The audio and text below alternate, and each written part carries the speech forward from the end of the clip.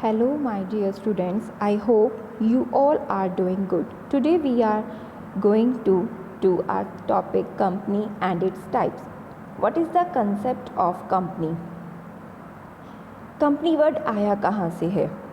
Basically हमें ये word मिला कहाँ से है? पहले ज़माने में पुराने टाइम पे क्या होता था, लोग इकट्ठे होते थे, इकट्ठे होकर एक साथ खाना खाते थे, कुछ डिस्कस करते थे।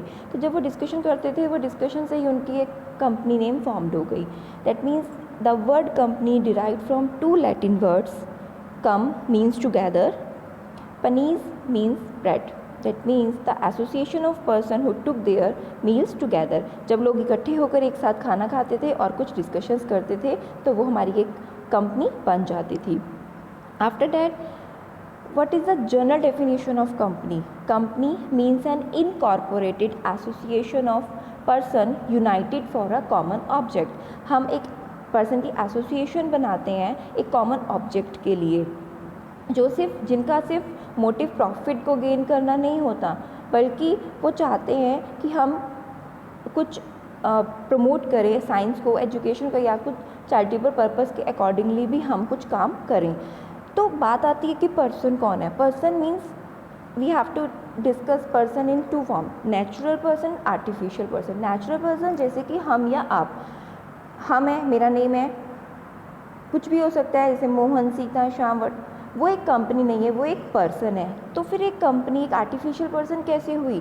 जब लॉ के अकॉर्डिंगली, जब किसी एक्ट के अकॉर्डिंगली कोई भी लॉ किसी भी को भी एग्जिस्टेंस प्रोवाइड कर देता है तो वो हमारी एक कंपनी बन जाती है। जब कोई फर्म या ट्रस्ट या कंपनी आती है तो वो एक आर्टिफिशियल पर्सन के नेम से रिकॉग्नाइज्ड हो जाती है। After that we are discuss about the legal definition of company. Under section 220, company means an association of person formed or registered under present company law, that is Companies Act 2013 or previous company law, Indian Companies Act 1956. Under section 220 means ये हमारा एक clause है कि हमारी जो at present हम काम कर रहे हैं कंपनीज एक्ट 2013 के अकॉर्डिंगली, उसके अकॉर्डिंग जो भी कंपनी रजिस्टर्ड होती है, रजिस्टर्ड होने के बाद फॉर्म्ड हो जाती है, वो अपना काम शुरू करती है, तो वो एक कंपनी बन जाती है।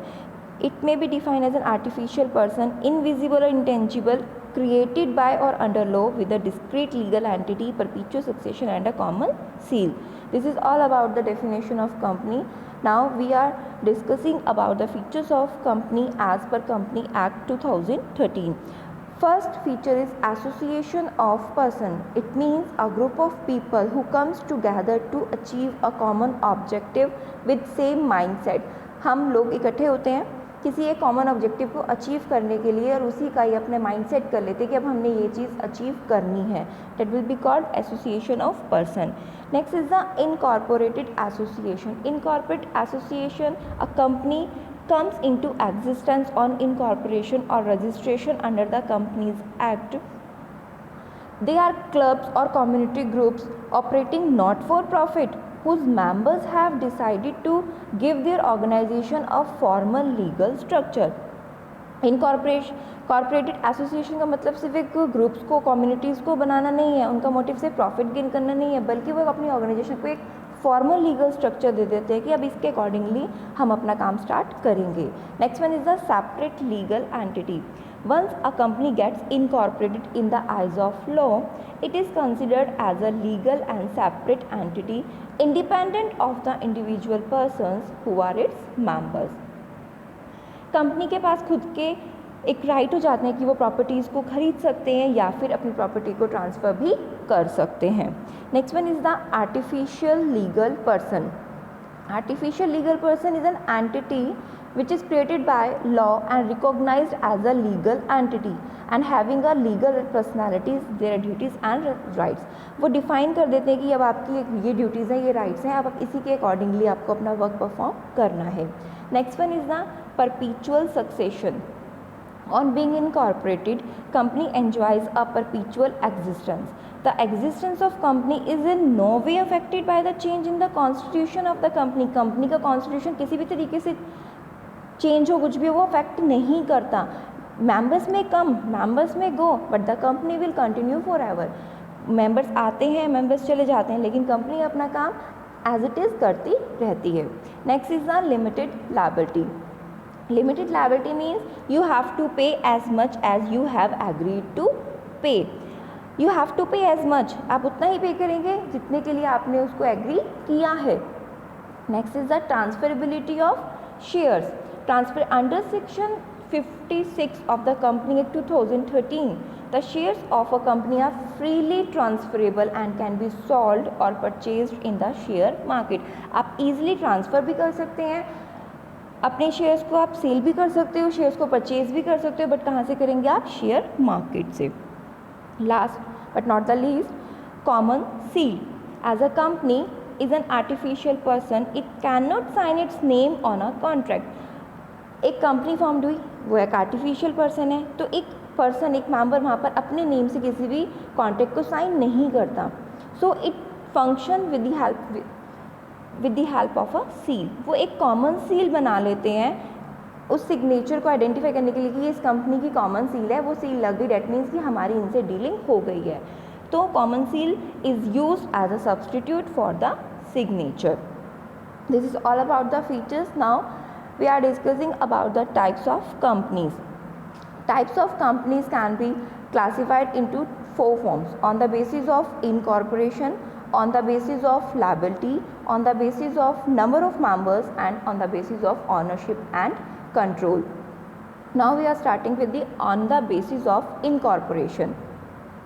First, under this section we have 3 companies: chartered companies, statutory companies and registered companies. Chartered companies, अब ये वाली कंपनीज हमारी फॉर्म नहीं होती है।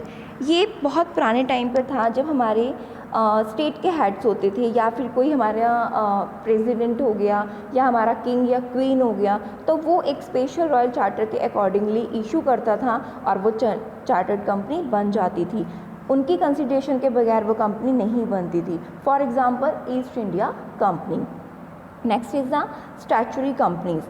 स्टैचुरी कंपनीज स्टैब्लिश्ड होती हैं स्पेशल एक्ट के अकॉर्डिंग, जो कि एक पार्लियामेंट एक्ट बनाती है। वो एक पार्लियामेंट स्पेशल एक्ट बना देती है कि अब आप ये कंपनी बना सकते हैं, और ये कोई भी लिमिटेड कंपनीज नहीं होती है, ये लिमिटेड वर्ड यूज़ नहीं कर सकते। For example RBI, LIC। Next is the registered companies. Registered companies वो होती हैं कि जो हमारे कंपनी एक्ट, जो भी एट प्रेजेंट हम बात कर रहे हैं 2013 की, उसके अंडर या जो उससे पहले थे, इंडियन कंपनी एक्ट 1956, उसके अकॉर्डिंगली जब हम कोई भी किसी भी कंपनी को रजिस्टर्ड करते हैं, उसको फॉर्म्ड कर देते हैं, तो वो एक रजिस्टर्ड कंपनीज बन जाती हैं। For example Infosys and Wipro. Next, on the basis of the liability. Yes, we have to be categorize into 2 forms. हमारी जो लाइबिलिटीज़ होती हैं वो 2 फॉर्म में होती हैं: लिमिटेड कंपनीज और अनलिमिटेड कंपनीज। लिमिटेड कंपनीज में भी हम 2 में कैटेगराइज करते हैं: limited by shares and limited by guarantee. Limited by share means कि जो हमारी अनपेड शेयर अमाउंट होती है हमें वो ही पे करनी है जो अब तक हमने पे नहीं करी है। फॉर एग्जाम्पल कि हमारे पास नंबर ऑफ़ शेयर्स हैं 10,000 और एट द कॉस्ट ऑफ ₹10, अभी तक हमने सिर्फ एट द रेट ₹7 पे किया है, तो जो हमारा ₹3 है, 3 इंटू 10,000, डेट मीन्स 30,000 की जो लाइबिलिटी है हमें वो ही पे करनी है, उसके अलावा हम और कुछ पे नहीं करेंगे।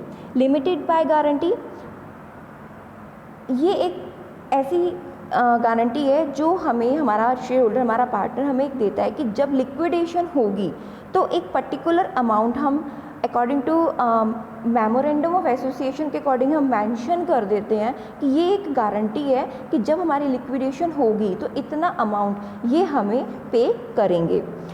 ये तभी होता है जब हमारी लिक्विडेशन होती है कंपनी की, अदरवाइज हम इसे यूज़ नहीं करते।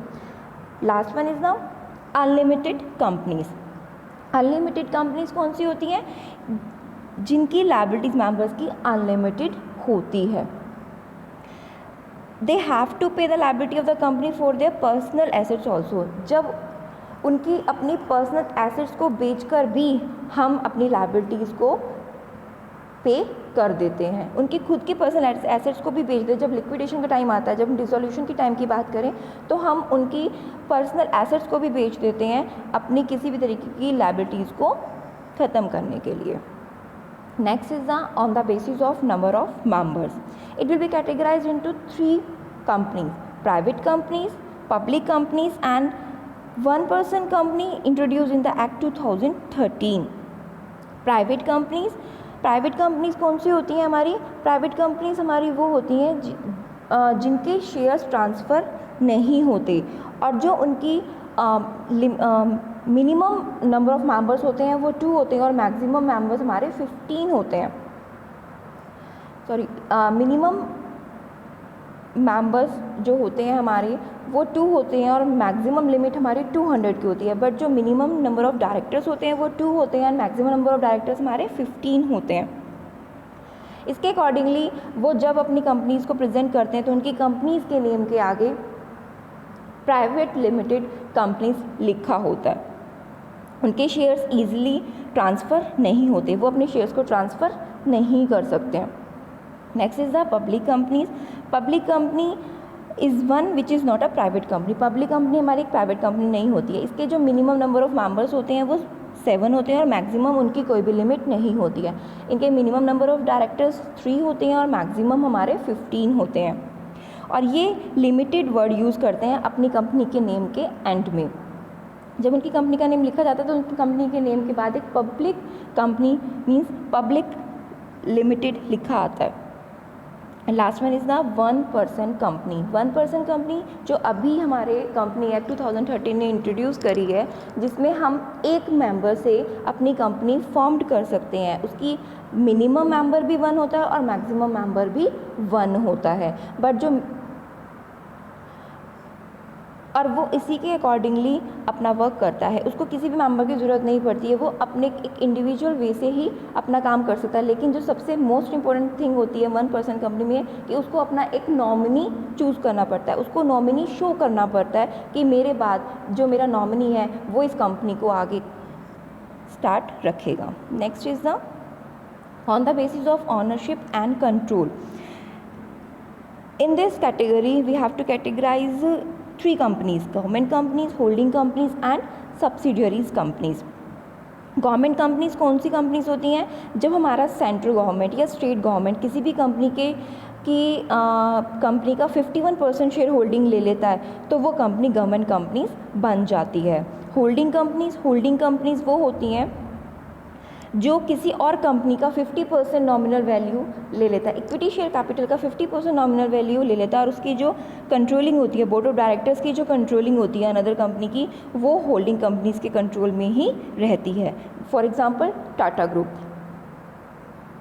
Last one is the subsidiary companies.